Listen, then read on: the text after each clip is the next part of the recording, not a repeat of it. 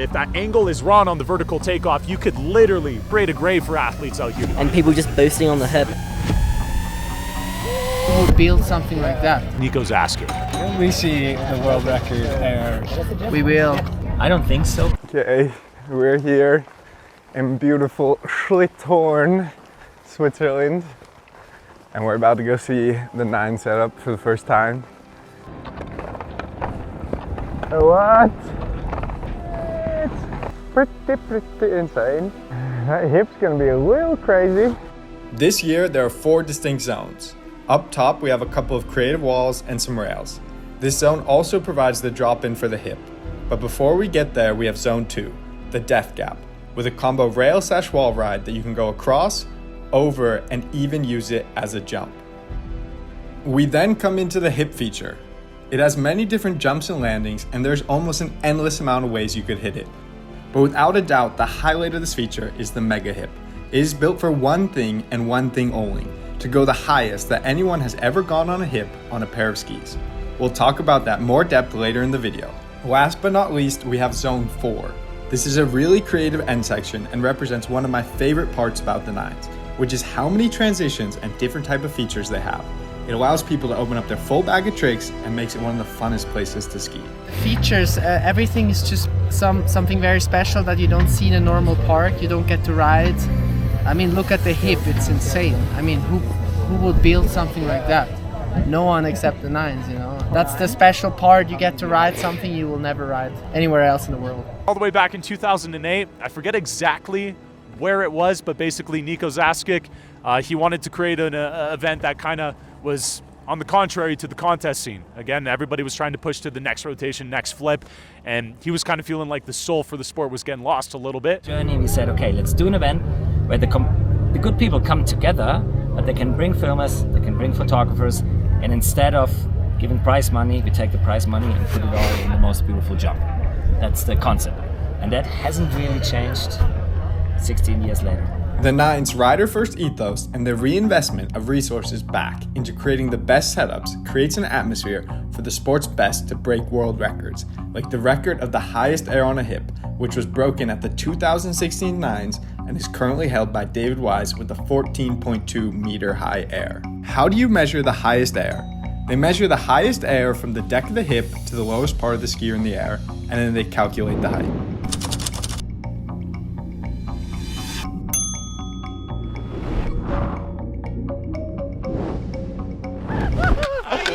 Oh my God! Are you fucking? Now that we know more about the course, let's test these features out and see how they ride.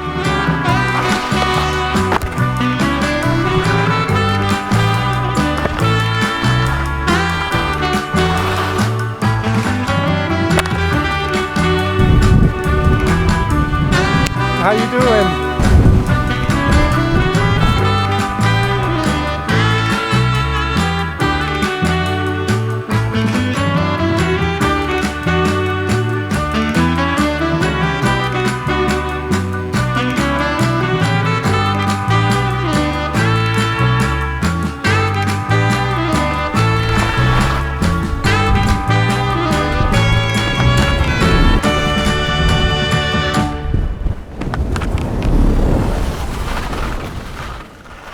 Due to a snowstorm, we couldn't ski on both day 2 and day 3. On day 4, the sun came back and so did everyone's enthusiasm.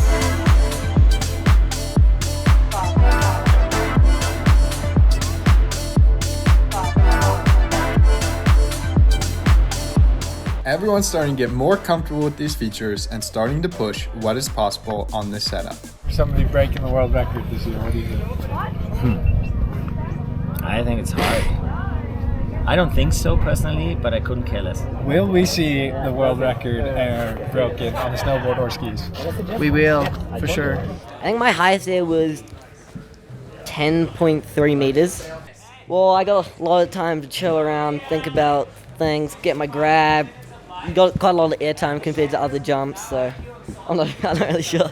10.3 meters. That is huge. That's roughly 3 stories above the tallest point in the landing. But let's go back to the history. It is still under 4 meters from David Wise's record. And for every extra meter comes an exponential more amount of speed, compression, and pop needed. This makes each meter above not only more consequential and gutsy, but requiring more skill to pull off. Of the 22 skiers, there are 2 in particular who are setting out to beat the world record. The first is Vincent from Germany. I tried every time, like since 9 years, to get an invite over the video contest. And after 9 years, I got the call from Nico, you're in, so I'm here, happy to be here. The other athlete who is in contention is a very talented Swiss skier. Kim Gupser.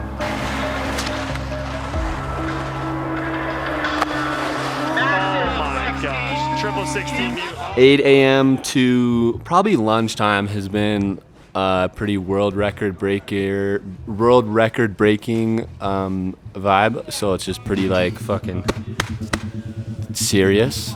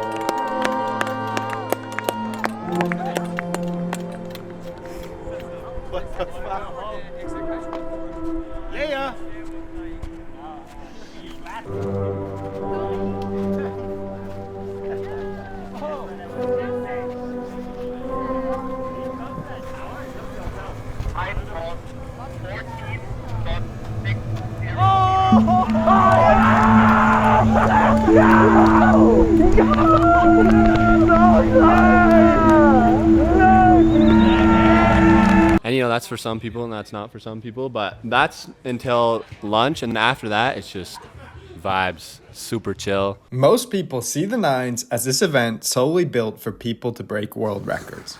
In my opinion, it's just a small part of the event and far from what makes the event special. So what are the other 20 athletes doing while this world record is getting broken? What are they up to, man? Except for that guy. Way to put the team on your back, my man! Woo! Tell us about what's about to happen. We're gonna have a little end of the day session, a little warrior session, the last man standing, first guy's up, last one's down, bell to bell. Resilience. I think I want them to see the setup, and I want the people to think, oh my god, I would love to play that. It's like a playground, I would love to be there, and I would love to ride it.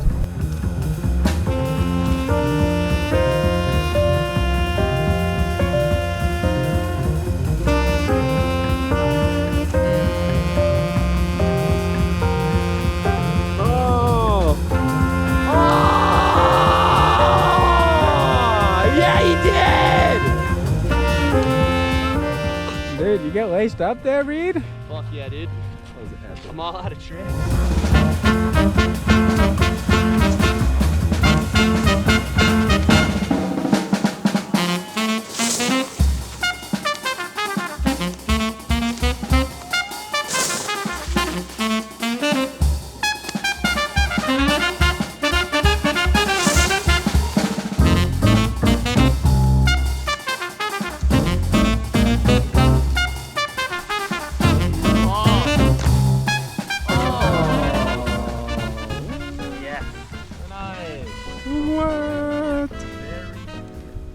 Get my shot.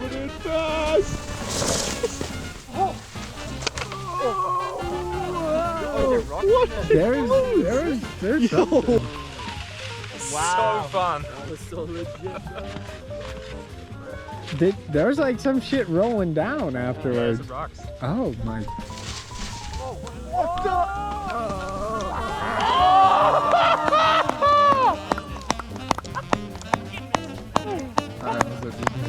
Should I actually go get my camera? Look at that. Yeah, he goes. Are you still scared? Yeah, I'll clip. Yeah. Go get him. Go get him. These filmers out here, man. They're slacking. What are they up to, man? Except for that guy. Owen's staying strong. He's just stable. Way to go, Owen! Way to put the team on your back, my man! Woo! Posts up and then just doesn't move. Huh? Yeah. He's just there for like. Gotta be cheeky. He yells like he's ready.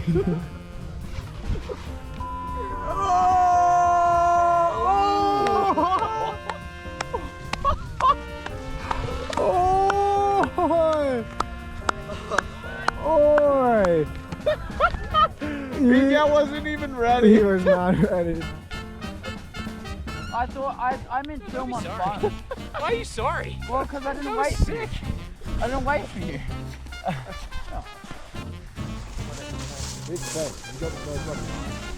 Ben's gonna do a nose about a 9. Oh, man, hold it! Man, hold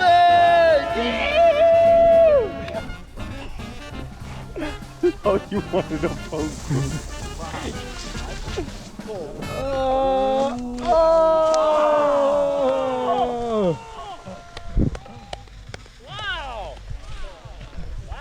This session fucking delivered. On the last day of the nines, we skied with Steep Steep as we await for the prize ceremony this evening to see who has won the nines. We're gonna do the big hip, okay? I swore I wasn't gonna hit it again, but sure. Oh man, I said I wasn't gonna do this again. But when A-hole passes you the torch, you do it. If you want to see us push Steep Steep to try all the features, go watch the video on my channel called I Almost Killed Steep Steep. Gala night is basically where we get to reap the rewards of our labor.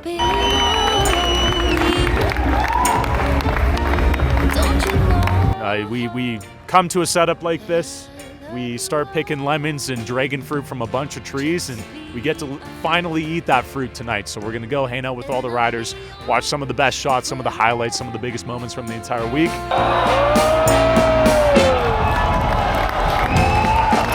How did the shoe situation come about at the nine? I don't remember. But we did it from the very first year. I don't know. It was a coincidence, and it just figured like an avalanche. You know, it just tumbled, and it's still here. Have you had one? Yes. Just be mine, and I'll be yours forevermore. You're about to see Gala night. After many shoeies, Jesper was voted the ski MVP, which goes to show the nines is not just about a single world record moment, but instead, who shows up, skis well on all the features, embodies the free skiing spirit, and wins the respect and admiration of their peers.